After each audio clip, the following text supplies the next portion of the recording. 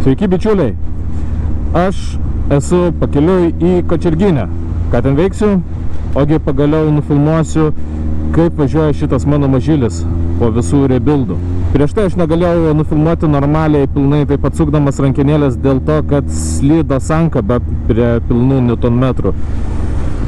Tai dabar jau yra sudėtos sportinės spyruoklės sankabai ir sankaba nebeslysta. Prisidirbo viskas, apkatkė viskas padaryta. Važiuojam, testuojam.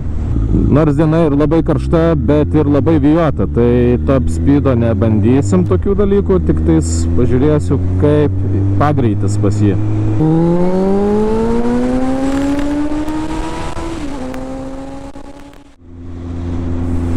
Dabar po šitos sankabos modifikacijos truputėlį aš jį pasibandžiau, pasižiūrėjau kaip mišinys ir radau vieną nelabai gerą dalyką, tai kada labai staigiai užmeti gazo, stipriai atsuki rankenėlę taip staigiai, tai tada užlėsėja mišinys. Tai visgi niekur nedingsiu, reikės pasikeisti didžiuosius žiklierius. Tai dabar pas jį standartai yra 102,5.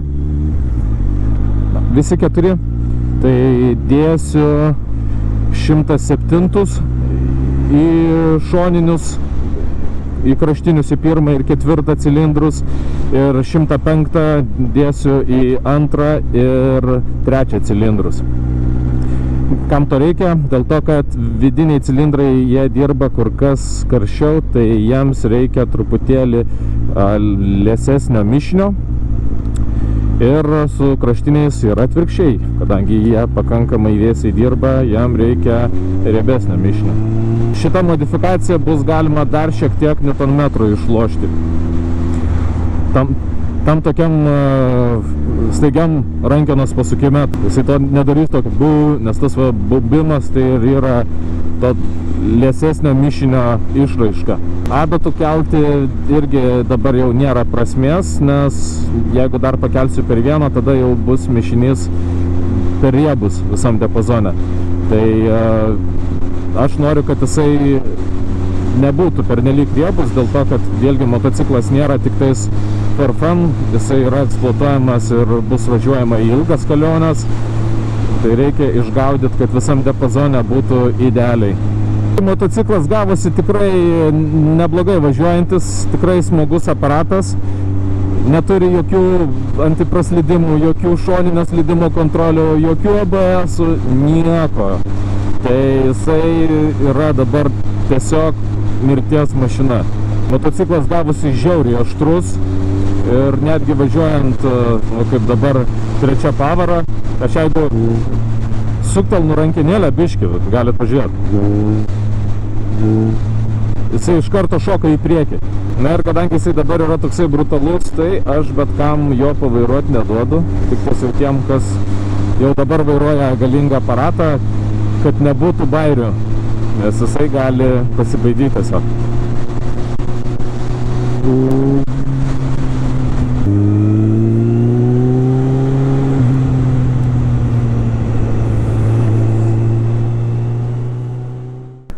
Ok, mocas apšilęs, štai mūsų nemanringas, pabandykim.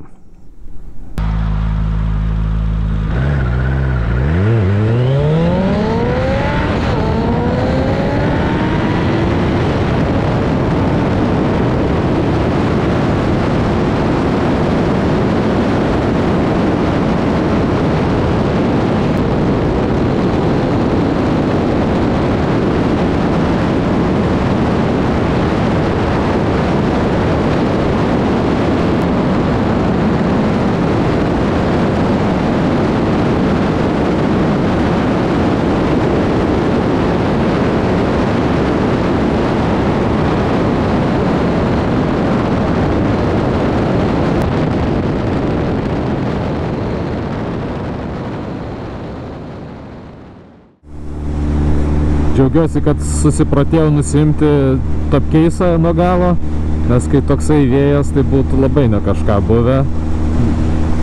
Šiaip tais viskas su juo yra ok, bet nuo kokių 220, jeigu yra tas kersinis vėjas, tai būna, kad tiesiog pradeda moca taip, staigia tokia aštria vibracija vibruot. Tai iki 200-220 gali pakankamai dar neblogai patogiai jaustis, dar nereikia padėti šalmo grinai ant bako, bet vat, jeigu jau virš 220, tai vaizdelis būtų, jeigu filmuočiau su vat šita viršutinė kamera, tai maždaug kiek jūs matytumėt. Dėl to, kad tiesiog smakras yra padedamas ant bako, nes kitaip tiesiog neįmanoma. Neikėdai jie ir valgo kuro daugiau, dėl to, kad tavo pasipriešinimas kūno yra kur kas didesnis. Jie ir top speedą mažesnį turi ir, vabalai visokie į tave daugiau eina. Bet yra privalumas tas, kad tu karštą dieną, sakykime, kaip šiandien, gauni kur kas didesnį oro srautą ir kur kas tau vėsiau. Hebra, sponsorių turiu.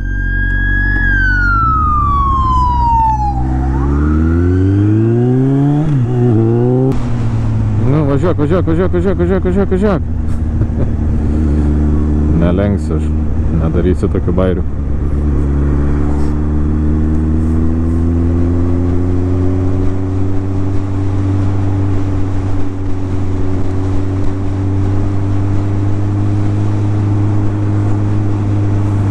Čia, kad filmuoji, dėl to nelenkiu.